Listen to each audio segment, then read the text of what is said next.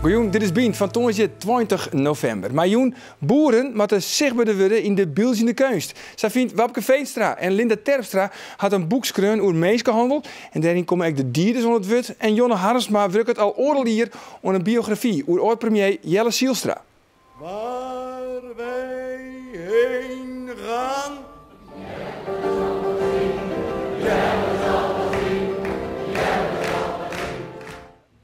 Ja, Jonne, dit versje van conferencier Wim Kan, is het eigenlijk net bekender misschien wel als de hele premier Jelle Zijlstra zelf? Nou ja, je zou het wel kunnen zeggen, want hij heeft natuurlijk heel veel artikelen geschreven als hoogleraar, veel wetteksten als minister.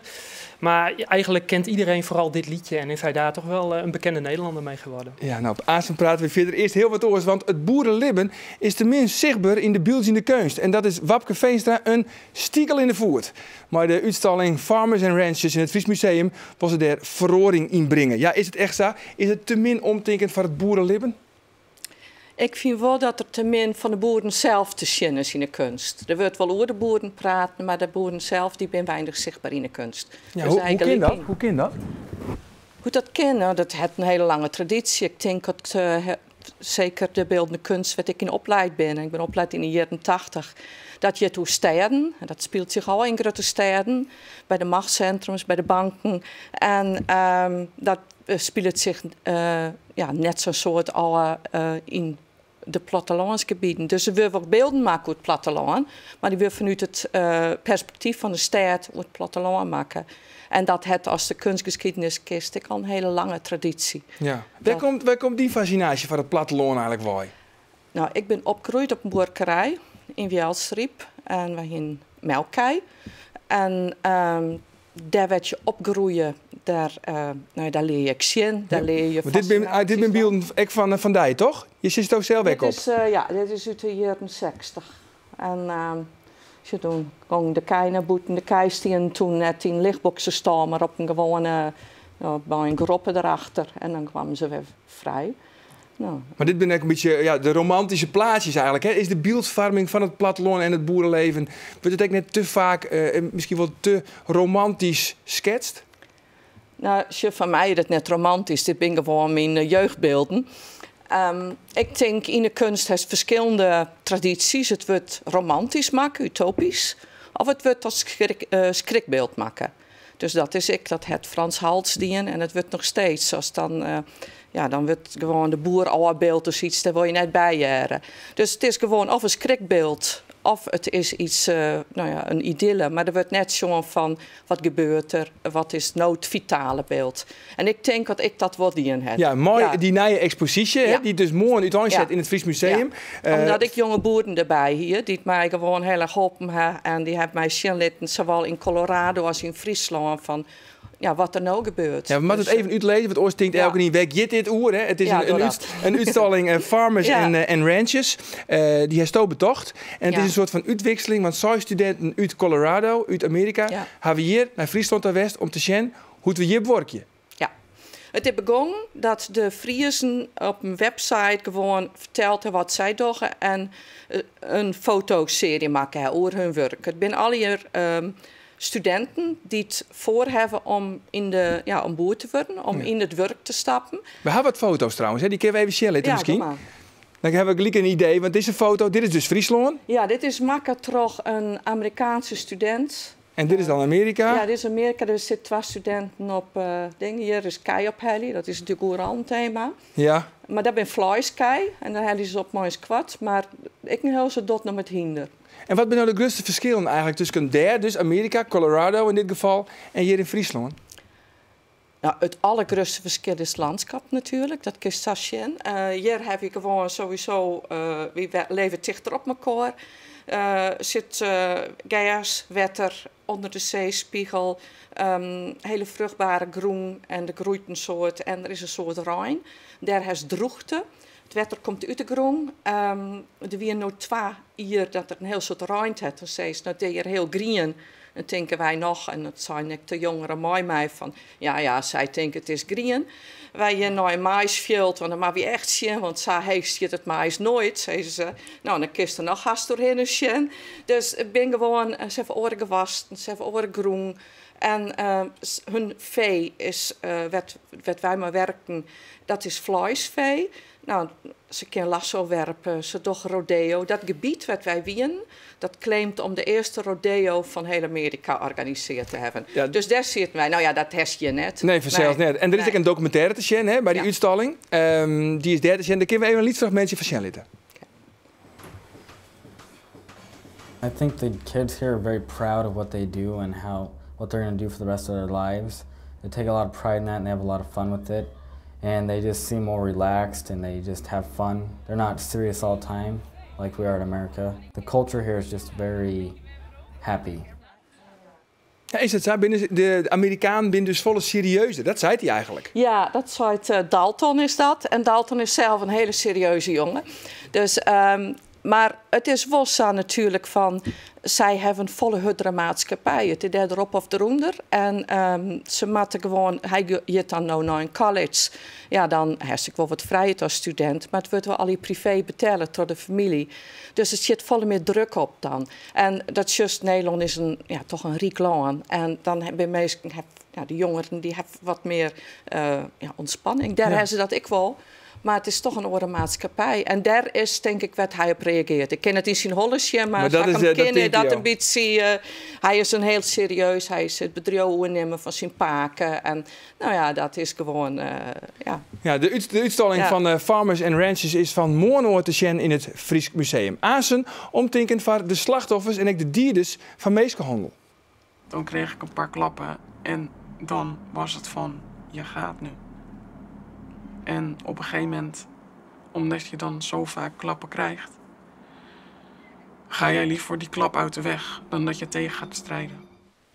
Dat Azen nou is wat oors, want hij was 84 dagen minister-president van Nederland, Jelle Zielstra. Hij groeide op in Jesterbjerm en ging naar Squalle in Haas. En Jonne Harmsma, daar bist nou dwande mooi een biografie. Daar bist al oorlog met wanden. Hoe viel je bist? Nou ja, het staat 4 jaar voor, dus ik ben bijna op de helft, zou je kunnen zeggen. En ik heb dus, ik werk gewoon chronologisch. Dus jeugd heb ik gehad. Ik zit nu midden in de politiek. Dus de bankperiode hierna. Dus, want de meeste mensen die zullen Jelle Zielstra wel kennen vanwege zijn politieke functies. We kunnen even zien naar een stukje van het Polygoonjournaal uit 1966. Toen wie Jelle Zielstra wie premier en hij moest het interim kabinet formeren. Laten we even zien. Toen was het aan professor Zijlstra om te denken en om te zorgen dat zijn plannen niet in rook opgingen. Dat lukte aardig. Er is een nieuwe regering. Een minderheidskabinet van alleen KVP'ers en antirevolutionairen. Dat redding zal moeten brengen in een wankele periode van onze economie.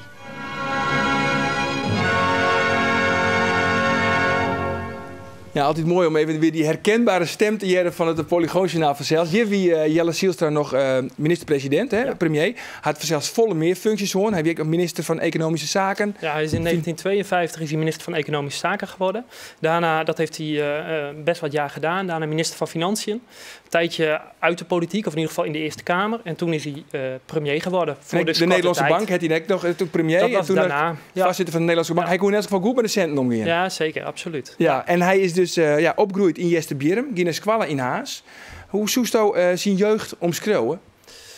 Nou, het is, ik ga daar vanavond in Harlingen ook iets over vertellen. Zijn jeugd staat toch voor een groot deel in het teken van de crisis. Het waren de jaren 30. Toen was hij scholier, ging hij naar school. Heeft hij veel van meegekregen. Dit is hij trouwens, ik denk dat hij die Rutte is, hè? Ja, nou, toen weet hij waarschijnlijk niet zoveel meer van. Toen was hij nog redelijk jong. Maar hij was de oudste in het gezin. Uiteindelijk 5 kinderen. En zijn vader handelde in agrarische producten. Dus die ging naar Leeuwarden, naar de beurs. Is het het ouderlijk huis? Dit is het ouderlijk huis waar Jelle Zijlstra de eerste steen van heeft gelegd in 1925. En hier is hij opgegroeid, inderdaad. Ja, want Haas heeft zelfs Botte Leijenhoorn in de jaren 30 van de crisis. Is hij daar toch echt farmen? Dat zou je wel kunnen zeggen, want Harlingen was echt een havenstadje. Dus ze moesten het hebben van de handel in allerlei producten. En dat viel stil in de crisis. Niet alleen op het platteland thuis dus, maar ook in het stadje waar hij naar school ging. En hij zag dat om zich heen. Hij zag het platteland, zoals hij zelf schrijft, wegzinken in de armoede. En in de stad Harlingen was het zeker niet beter. Nee, en had die crisis direct van invloed geweest op zien wie ze van denken over de economie? Absoluut, want hij heeft in die fase een hele belangrijke docent gehad in Harlingen. Een meneer Van Hinten. En dat was iemand met hele vernieuwende ideeën over hoe de economie weer op poten zou kunnen worden gezet. Het was een man uit een echt rood nest. Hè, dus dat was in die tijd helemaal voor een jongen uit gereformeerde kring niet zomaar wat. Daar kwam hij wel mee in aanraking op de HBS als scholier. En dat heeft zeker heel veel invloed op hem gehad. Ja, nou, als ik zo naar hem zag op die foto's, het komt op mij wat oer als een hele saaie econoom. Hè? Ja, klopt dat beeld eigenlijk? Wie het een saaie man of zie je direct wat show, jongen? Nou, dat is dat beeld van saaiheid en degelijkheid. Dit zijn ook foto's van wat later in zijn carrière natuurlijk, met name die van de Nederlandse Bank. Dat moest hij ook uitstralen en daarmee is hij beroemd geworden. Daar zong Wim Kan ook over. Maar wie hij saai? Nou, ik denk dat hij ook een hele bevlogen man was. En hij was ook een grappige man, maar hij was ook heel bevlogen. Dus hij had heel veel energie. En ja, bevlogenheid en idealen, dat is niet saai. Nee. Hoe kom je op dit onderwerp? Ja, en op deze man? Nou, ik heb gesolliciteerd op een vacature in de krant. Dus er waren allerlei mensen die hierop hebben gesolliciteerd. En het is natuurlijk een fascinerend figuur in de geschiedenis. Dus dat sprak mij heel erg aan. Hij heeft misschien wel 30 jaar lang in het middelpunt van toch belangrijke functies gezeten in Nederland. Als minister, als bankpresident en premier heel kort. Maar toch, die hoort er ook bij. Ja, en wat is dan het meest bijzondere, was dan nou het meest pikante detail hoe Jelle Zijlstra... Ja. Het meest pikante, er is niet veel bekend over zijn jeugd. Dus ik vind het sowieso heel interessant om daar natuurlijk in te duiken. En dat beeld wat er toch is van een zuinige, wat saaie man, dat kan je daardoor wel op een andere manier neerzetten. Het was een hele enthousiaste lading economiestudenten die na de oorlog alle ruimte kregen. En daar hoorde hij bij. En dat is heel mooi om te onderzoeken. Ja, wie hij vastzit van de Nederlandse Bank. Zijn opvolger, wie neemt mij Wim Duisenberg. Ja, klopt. En Joertedai is het Klaas Knot. Het bent Trij Vriezen. Ja, dat is wel opvallend te noemen. Ja, toch? Ja. Maar is er een verklaring voor te vinden? Nou, wij Vriezen ben zuinig. Misschien de degelijkheid zou erin mee kunnen spreken. Maar ik denk dat het vooral met Duisenberg dat wel een interessante link is. Dat was natuurlijk direct de opvolger van Zijlstra. En daar heeft hij wel een nadrukkelijke stem in gehad. Dat Duisenberg het zou worden. Ja? Ja, absoluut. Hij hier een vakker voor Duisenberg? Ja, en dat zou het Friese kunnen zijn, maar dat denk ik toch eigenlijk niet. Het was ook vooral de partijpolitieke achtergrond. Duisenberg kwam uit de Partij van de Arbeid en stond toch bekend als degelijk. Zo iemand als bankpresident, dat was voor Jelle Zijlstra was dat een mooie gedachte. En wat is nou de grootste verdienste van Jelle Zijlstra? Wat hebben wij nou echt aan Jelle Zijlstra te danken? Wat hebben wij echt aan hem te danken? Nou, ik denk dat hij staat heel erg bekend om zijn Zijlstra-norm, waar de Salm-norm later op voort is gebouwd. En dat denken over begrotingsbeleid en over economie, de ontwikkeling van Nederland, dat is wel een belangrijke erfenis van Zijlstra. Okay, interessante man in elk geval, Jelle Zijlstra. Wil je meer weten hoe Jelle Zijlstra joen om kwartier voor 8? Ja, dat klopt. Kwartier voor 8. Jouwt Jonne Harresma een lezing in het Harremenhoes in Haas. De Centrale Os, die met Dokkum beter bereikbaar maatje. In 2016 met die nieuwe die ik dan lezen. En verslagjouwer Eduard Rekker had deze week bij de Centrale Os Delwest om te zien hoe hij erbij leidt.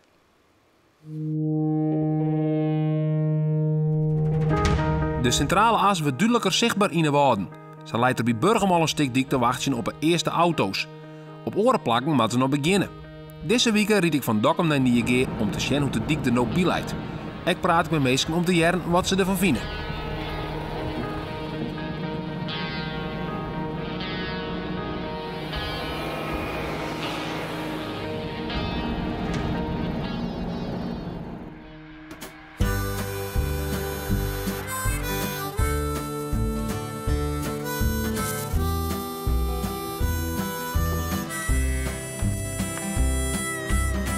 Welke deel van Oerleboorden ben dit? Dit is de makelaar en er zijn de sierplantjes.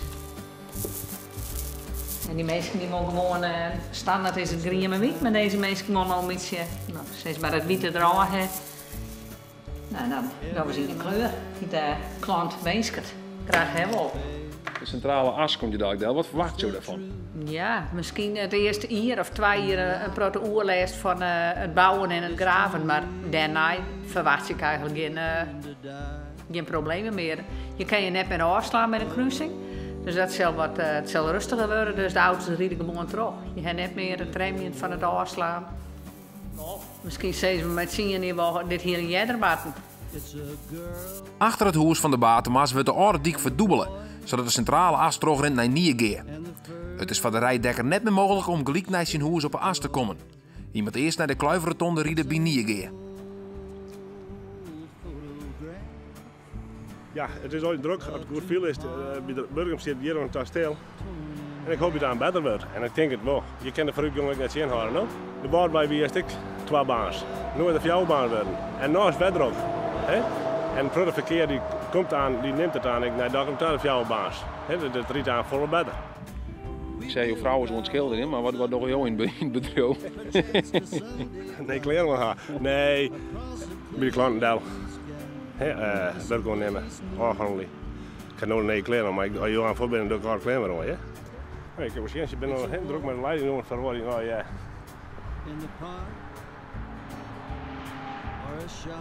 Ja, je weet ik al bij hem. Het is ook nooit al je keer. Maar wat aan kleren, ik denk dat het zo als ik bij hem bouwen. Ja? Zie je dat ik bord in de gaten hoor, de werkzaamheden? Ik houd wel een beetje in de gaten. Ja, maar wat maak er nou aan? Je zei ze van wat maak er om verhoren, maar zonder je graag wat om verhoren worden? Dat we hier op een wijbloem kunnen. En erop komen kunnen. Dat kennen we niet meer. Dat is gebeurd. Ze rijden me nog voorbij. Dat is voor jou de grootste verhoring en misschien wel het vervelendste van de juridiek. Ik kan er net meer opkomen. Met omrijden? Met omrijden. Nou, als we naar Burgum dan maar, dan pakken we automatisch de jaren waar ik al. Hè? Ja. En als we naar die kant maar, ja, dan pakken we de ronde terug en dan kan het op oorkant komen parallel bij. En dan kunnen we erop komen weg. En als het naar daar komt, dan mag er eerst heen en kleren. Maar ik zei, dat bent wel. Hè? Dat bent al je wel.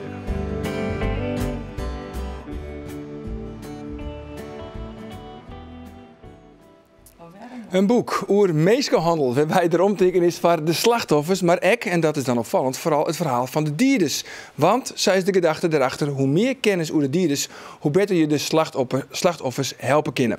Linda Terpstra, directrice van Vier Friesland. Dat is Skrouwer, een van de Skrouwers van het boek over mensenhandel. Ja, de vraag die gelijk bij mij opkomt van, hoe ga je hem de dierders Safie krijgen om hier om mooi te helpen, om mooi te werken? Wat is haar een belang? Kijk, je hebt het over... Om te beginnen wil ik zeggen, ik heb dit boek geschreven met Ellen de Ruiter en met Anke van Dijken. Het is niet alleen mijn werk, het is een gezamenlijk werk. Waarvan acte? Ja. Wij hebben bij Vier honderden slachtoffers, minimaal 140, 150 slachtoffers per jaar. Slachtoffers van binnenlandse mensenhandel en van buitenlandse mensenhandel.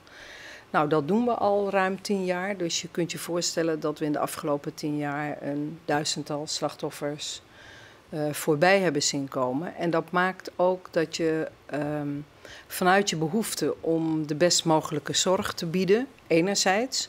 En aan de andere kant, omdat je ook niet wil dweilen met de kraan open, je wil ook dat het een keer ophoudt. En dan is het een belangrijk onderdeel van ons werk dat we het onzichtbare zichtbaar maken. En dat heb je natuurlijk sowieso met geweld- en afhankelijkheidsrelaties. Het voltrekt zich vooral achter gesloten deuren in de geheimhouding. Maar we praat met daders in de gevangenis. Nee, absoluut. Dus om open te maken moet je de mensen die dit doen een gezicht geven. Nou, daar hebben we 8 jaar geleden al een keer een 20-tal daders in de gevangenis geïnterviewd en portretten gemaakt. En nu zijn we 8 jaar verder en hadden we ook heel erg de behoefte van, nou, en hoe staat het er nu voor 8 jaar verder? Maar dat snap ik en ik snap de introductie ook. Maar wat is het belang van de dierders om hier om mooi te helpen? Dat moet ik invullen. Ik denk dat een deel van de mensenhandelaren, want daar hebben we het over. We hebben het over mensen die handelen in mensen. En mensenhandelaren die vooral mensen seksueel misbruiken en daar geld aan verdienen. Je hebt een groep handelaren die het heel onterecht vindt dat ze vastzitten. Dus die willen heel graag hun verhaal doen om jou ook nog eens een keer te gebruiken of te overtuigen dat het allemaal niet aan hun gelegen heeft. Je hebt een categorie daders die eigenlijk wel spijt op tand zijn. Die de tijd, het is absoluut een minderheid, maar wel een tijd dat ze hebben zitten brommen of in de gevangenis zitten. Op het punt komen van nou, had ik dit wel moeten doen en was dit wel zo verstandig? Maar dat ga ik dan invullen. Ik denk dat er ook een groep mensen is die het ook wel prettig vinden om gewoon hun verhaal te vertellen aan een ander die langskomt. Willen ze dan hun menselijke kant laten zien? Ja. Ik vind dat bijna alle daders wel hun menselijke kant hebben willen laten zien. Dat was overigens ook onze zoektocht. Ja, onze zoektocht was ook, ik wil de mens achter deze persoon leren kennen. Ook en waarom dan? Want waarom vind je het belangrijk om dat die daders, het verhaal van die daders te jaren? Eigenlijk hebben we daar meer redenen voor. Ik gaf al aan, we willen het onzichtbare zichtbare maken. We willen eigenlijk ook de samenleving met de haren erbij halen van dit gebeurt in onze samenleving. En wat gaan we daaraan doen? Punt. Dat is voor mij een heel belangrijk argument. Dan is er ook de behoefte om vanuit de best mogelijke zorg te willen bieden, wil je ook snappen hoe die daders te werk gaan om nog beter de hulp in te richten richting de slachtoffers. En op het moment dat je met sommige daders in een hok zit, en ik denk nu aan een jongeman, ik zal hem Jamie noemen, zo heet hij ook in het boek, die buitengewoon charmant mij op mijn gemak ging stellen van, goh, wil je een kopje koffie? In de gevangenis? In de gevangenis. Ja?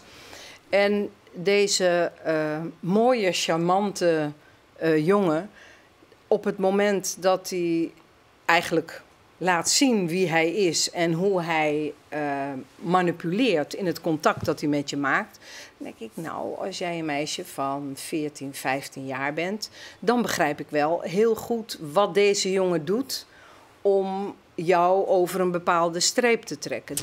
Iets concreter nog, wat die Jamie? Hij wie mensenhandelaar, maar hoe die hij dat dan?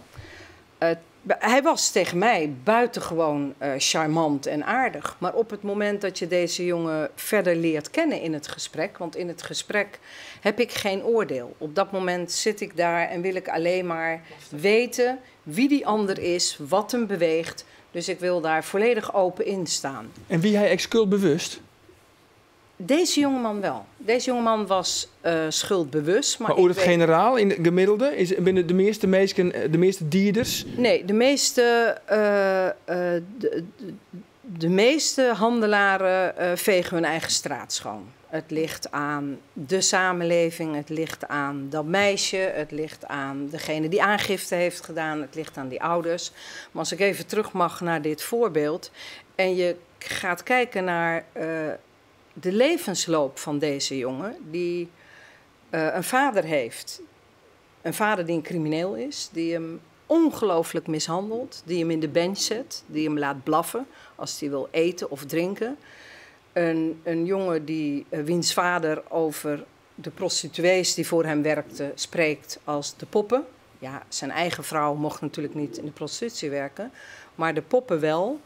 Het is bijna een biografisch onderzoek, zou ik zeggen. Dan op het moment dat je in de huid probeert te kruipen van die jongen, dan denk ik, ja, deze jongen is heel ernstig vroegkindelijk getraumatiseerd.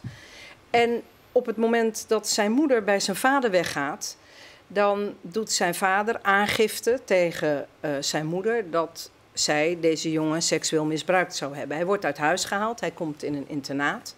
Hij komt in een jeugdinternaat waar iedereen met goede bedoelingen overigens probeert de jongen wat bij te brengen en wat op te voeden. Beziek je een punt te zetten, want we moeten al naar het einde van de uitzending. Maar eigenlijk wordt niks gedaan in de behandeling.